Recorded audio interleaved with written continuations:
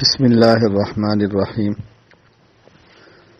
مولانا عمار ابراہیم صاحب نے جب یہ بتایا کہ الفرقان انسٹیٹیوٹ کے تحت سیرت کورس جاری ہے اور اختتام پذیر ہے، اس میں زبدۃ الشمائل کو سبکن پڑھایا گیا ہے۔ زبدۃ الشمائل حضرت امام ترمذی رحمہ اللہ کی تحریر کردہ کتاب شمائل ترمذی کی آسان اردو شرح ہے۔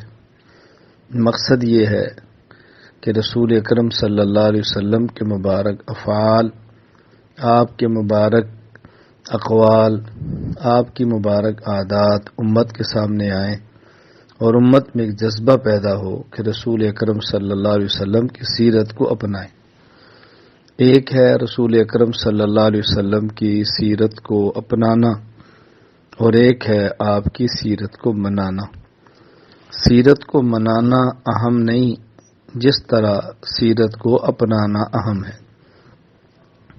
ایک ہے حضور اکرم صلی اللہ علیہ وسلم کی دنیا میں تشریف آوری پر خوشی منانا، ایک ہے رسول اکرم صلی اللہ علیہ وسلم کی دنیا میں تشریف آوری کے مقصد کو سمجھنا۔ کسی گھر میں کوئی بڑا مہمان آئے، بڑے مہمان کی آمد پر بچے خوش ہوتے ہیں، کچھ پکے گا، آج اچھے کھانے کو ملیں گے۔ بڑے سمجھدار لوگ خوش ہوتے ہیں کہ معزز مہمان ہمارے گھر آئے ہیں، کسی کام کے تحت آئے ہیں، کسی مقصد کے تحت آئے ہیں، تو ہم اپنی صادر سمیت وہ ہمارے پاس تشریف لائے تو ہم ان کے مقصد کو سمجھیں اور ان کے کام آ جائیں۔ تو رسول اکرم صلی اللہ علیہ وسلم کی تشریف آوری پر یوں خوشیاں منانا کہ جس طرح بچے خوشیاں مناتے ہیں، اس سے کہیں بہتر ہے کہ یوں خوشی منائیں جس طرح بڑے خوشی مناتے ہیں۔ رسول اکرم صلی اللہ علیہ وسلم کی مدینہ منورہ آمد پر مدینہ منورہ کی بچیوں نے جو کلام پڑھا تھا، اس پر غور کریں تو بات کس طرح سمجھ آتی ہے۔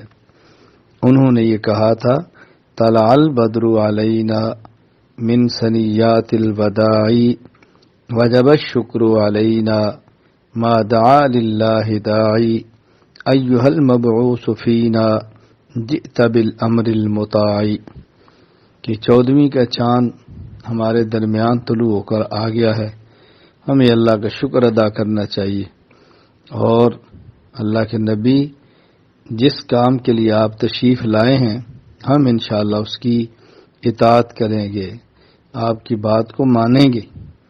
تو یہ سمجھی تھی کہ رسول اللہ صلی اللہ علیہ وسلم کیوں تشریف لائے۔ مدینہ منورہ کی بچیاں سمجھ گئیں، آج بڑی خواتین اور بڑے مرد بھی بات سمجھنے کے لیے تیار نہیں ہو رہے۔ ایک مرتبہ میں ایک جگہ پر گیا تو وہاں رسول اکرم صلی اللہ علیہ وسلم کی آمد کی خوشی میں ربیع الاول میں جھنڈیاں لگائی ہوئی تھی، لٹکائی تھی، گلیوں کو سجایا گیا تھا۔ ان جھنڈیوں کے اوپر آپ کے نالین مبارک کی تصویر بھی تھی، اور ربیع الاول کا 12 جب گزر گیا، 12 کی تاریخ چلی گئی تو دیکھا کہ وہ جھنڈیاں گری ہیں اور نالیوں کے اندر جا رہی ہیں۔ میں نے کہا دیکھیں کس قدر رسول اکرم صلی اللہ علیہ وسلم کے نالین مبارک کے ساتھ آپ نے کیا ہے، یہ آپ کی تعظیم ہے کیا؟ اسے کہیں بہتر ہوتا کہ ہم یہ نیت کر لیتے کہ ہم نے ایسے جوتا پہننا ہے جو رسول اللہ صلی اللہ علیہ وسلم کو پسند ہو، ایسا لباس پہننا ہے جو رسول اللہ صلی اللہ علیہ وسلم کو پسند ہو، ہم نے کھانا اور پینا، اٹھنا اور بیٹھنا، گھر کا ماحول ایسے بنانا ہے جو رسول اللہ صلی اللہ علیہ وسلم کو پسند ہو۔ مردوں کو بھی چاہیے اپنی شکل و صورت پیغمبر کی چاہت کے مطابق بنائیں صلی اللہ علیہ وسلم۔